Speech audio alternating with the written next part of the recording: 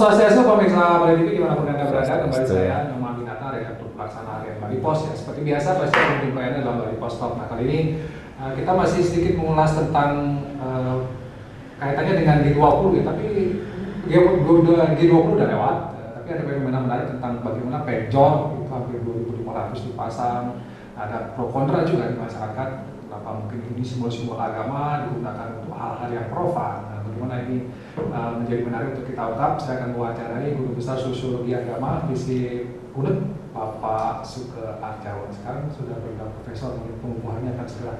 Kita sabar dulu langsung kita. Swastiastu. Swastiastu, Pak Man. Walaupun belum dikukuhkan ya, tapi SKS sudah keluar ya, sudah pasti menjadi Guru Besar sekarang.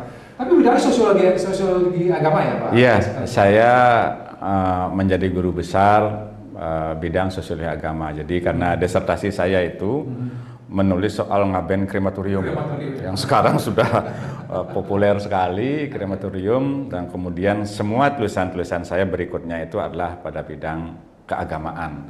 Artinya hubungan antara agama, bagaimana antara Muslim dengan Hindu di Bali itu akrab sejak abad ke-17 di Pulau Serangan itu, kemudian juga tentang hubungan antara agama Hindu dengan Kristen di Dalung.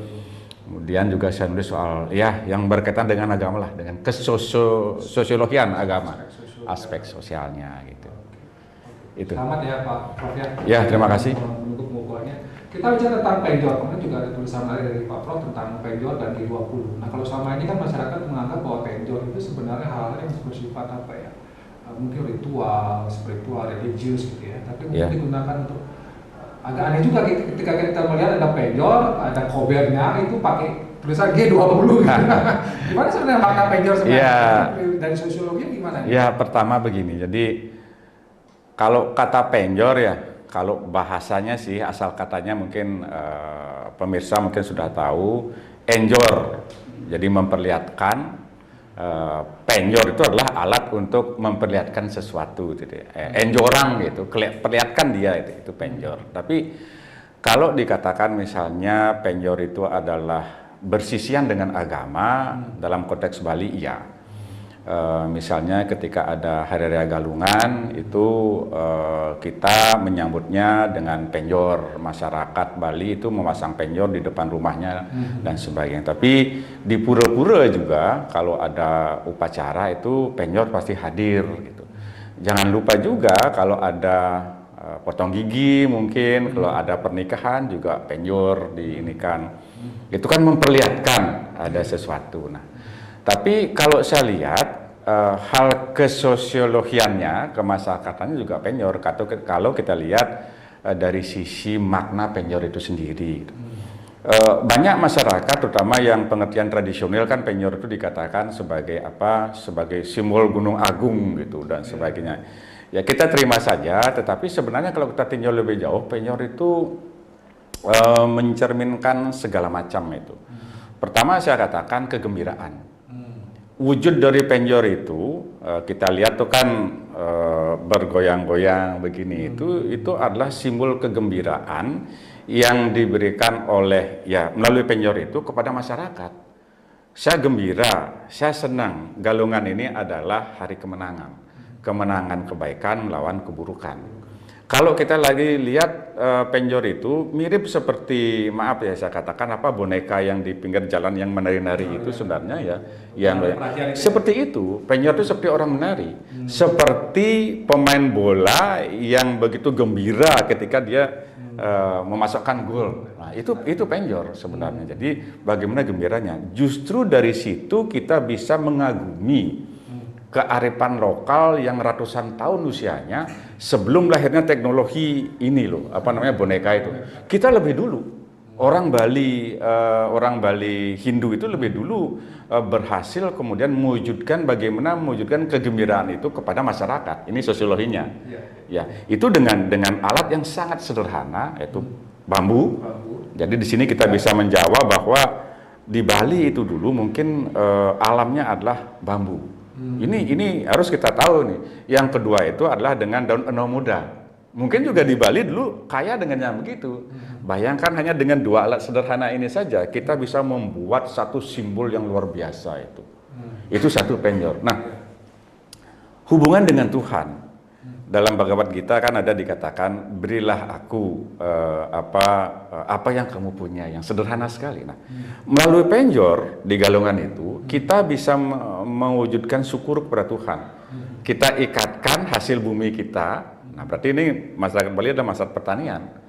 Diikatkan di sana, di dalam penjor itu, ini merupakan syukur kita kepada Tuhan bahwa terima kasih Tuhan, kami sudah diberikan rahmat dan kemudian kami bisa melanjutkan kehidupan kita melalui penjor itu. Jadi penjor itu sekaligus kita juga memberikan syukur kepada Tuhan dan sebaliknya memperlihatkan hasil kita, aktivitas kita di bumi bahwa kita berhasil. Penjor yang perlihatkan itu. Nah, kemudian kalau kita lihat misalnya penjor memiliki tamiang. Tamiang itu tameng loh, tameng, tamiang, kemudian gejala bahasanya. Itu artinya kita menyimpulkan bahwa mudah-mudahan kebaikan yang kita dapatkan di galungan ini bertahan lama. Di tamiang itu. Jadi bukan sekedar perhiasan, tapi itu simbolis yang luar biasa gitu. Nah, itu sebenarnya. Maka kalau dikaitkan dengan G20, ada yang mengatakan ini profan. Saya mengatakan sakral diprofankan. Lah kecak apa? Kecak itu sangat sakral tuh, tapi diprofankan kemudian jadi seperti ini. Nah, penjor itu bukan seperti itu. Boleh dikatakan sedikit profan, tetapi dia menyambut kegembiraan. G20 ini kan kemenangan Indonesia gitu. Siapa lagi negara yang berhasil mengumpulkan negara besar yang begitu, kemudian dengan negara-negara berkembang, industri baru berkembang dengan industri maju, kecuali Indonesia. Itulah kemenangan diplomasi Indonesia. Dalam konteks menyambut kemenangan yang bergembira itu, saya kira penjor wajar. Wajar ditaruh di pinggir jalan. Akan lebih bagus lagi menurut saya kalau kita bisa menampilkan keaslian dari penjor tersebut sesuai dengan maknanya, sesuai dengan asalnya itu, menggunakan bambu saja dan kemudian menggunakan daun enoa muda itu. Lah sekarang kan penjornya sudah ini ya. Wow, bahan-bahannya sudah luar biasa. Sekarang itu berlebihan lah menurut saya. Berlebihan karena makna penjor bukan sekedar perhiasan, tapi juga mengandung filosofi yang tinggi ketika sekali. dia digunakan misalnya untuk menyambut tamu, untuk G20, apakah memang menurut Prof sebaiknya menggunakan yang aslinya, bukan yang menggunakan yang sekarang ada pakai katakanlah daun yang lontar gitu ya. Sebagai kalau memunculkan diskusi, bayangan saya begini. Ketika Joe Biden lewat gitu misalnya, dia melihat penjor seperti itu apa gitu? Itu penjor. Nah, kita bisa mengkurasi di situ, memberikan penjelasan. Itu adalah kekayaan tradisional Bali yang bahannya sangat sederhana dari dua bahan yaitu bambu dan hasilnya seperti itu. Orang akan kagum, kreatif orang Bali luar biasa, dan ini usianya sudah ratusan tahun. Hanya menggunakan dua alat saja, bahan saja sudah bisa menimbulkan kreasi seperti itu. Itu yang bayangan saya. Tapi kalau kemudian dipakai dengan ornamen lain seperti apa tadi itu, daun lontar, ini itu dan sebagainya, itu kreativitas seni lah, kreativitas seni yang kemudian ditampilkan untuk menyambut G20. Bisa saja ada diskusi, tapi kan ke dalamnya itu nggak kena gitu. Wah, itu karena daun lontar sudah ada sekarang di Bali atau apa. Tapi makna yang sebenarnya itu adalah di sana gitu. Jadi bagaimana leluhur kita itu jauh menemukan teknologi alat untuk memperlihatkan diri dibandingkan dengan negara barat.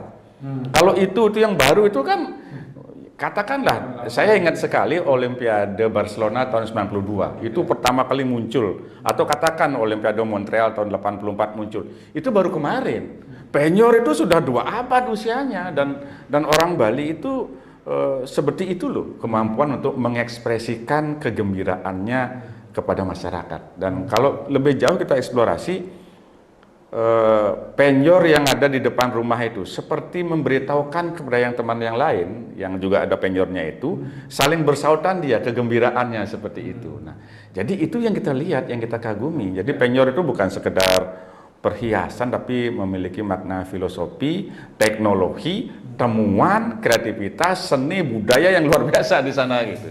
Saya kira itu soalnya. Kalau dari kaitannya dengan spiritual religi katakanlah itu kan katanya ada penjor juga bagian dari bentuk naga basuki gitu ya.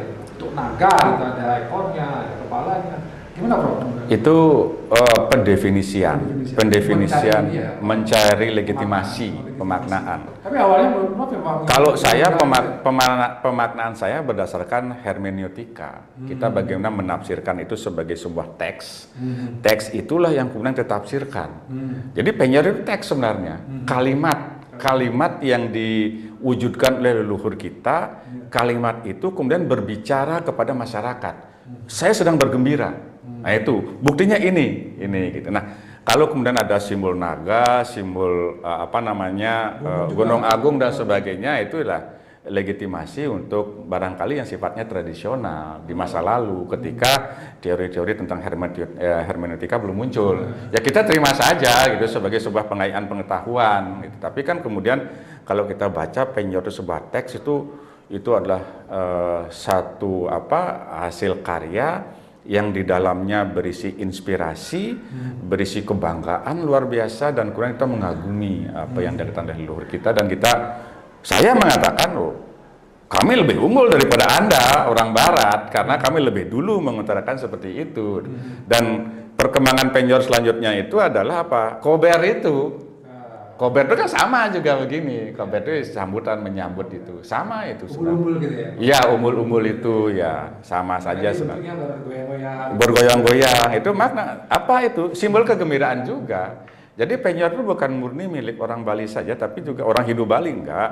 Tapi juga masyarakat Kristen Bali kan juga memakai itu, simbol kemenangan di hari Natal. Bahkan juga di Jawa mungkin sudah seperti itu gitu. Nah, itu yang harus kita lihat dari sisi penjor. Jadi hal yang sederhana tapi bermakna luas sekali dan bisa menimbulkan kebanggaan kepada kita gitu. Baik, terima kasih Prof. Terima kasih. Penjelasannya tentang penjor ini memberikan makna yang sebenarnya cukup baru juga ya.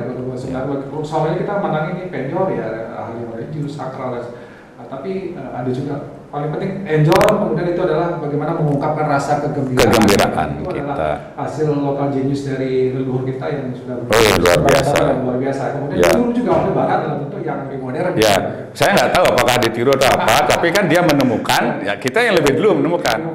Ya, sesungguhnya ritual Bali itu banyak sekali kaya dengan yang seperti itu. Tapi kita belum menggalinya dengan teori-teori hermeneutik itu.